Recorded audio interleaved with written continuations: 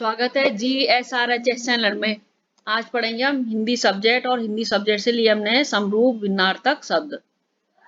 Please like share subscribe comment भी अवश्य कीजिएगा और इंस्टाग्राम पे भी फॉलो कीजिएगा। डिस्क्रिप्शन बॉक्स में इसका लिंक दिया गया है इस वीडियो का। आइए शुरू करते हैं। देखते हैं समरूप भिन्नार्थक शब्द क्या होते हैं। ये बहुत ही महत्वपूर्ण है प्रतियोगी परीक्षाओं की दृष्टि से भी, और जो बच्चे पढ़ाई कर रहे हैं उनके लिए भी सभी बहुत ही महत्वपूर्ण वीडियो है ये। आइए शुरू करते हैं। समरूप भिन्नार्थक शब्द। समरूप भिन्नार्थक शब्द किसे कहते हैं?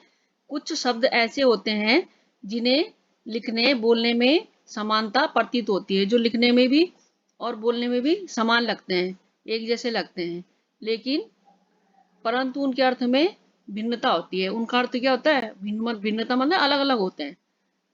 इन्हें समरूप भिन्नार्थक शब्द कहते हैं। जैसे कपट हुआ, कपट, छल कपट। छल तो कपट का अर्थ क्या होगा? धोखा। और सेम है दोनों ही। कपट, इस पे आ की मात्रा लग गई तो ये हो गया कपाट, और कपाट का अर्थ होता है दरवाजा। तप, तप का अर्थ होता है तपस्या और ताप। आ की मात्रा लगी ताप पे तो ताप का अर्थ हो गया गर्मी। जैसे शौक, शौक का अर्थ होता है चाव।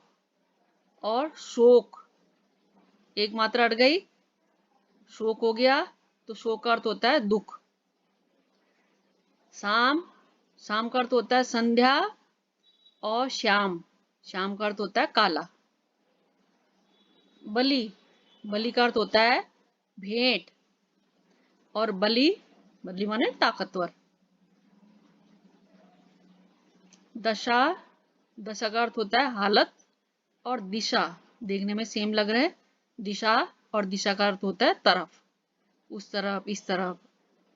उपयुक्त, उपयुक्त का अर्थ होता है ठीक, और इस पे य पे र की मात्रा लग गई तो ये हो गया उपयुक्त, और इसका अर्थ होता है ऊपर।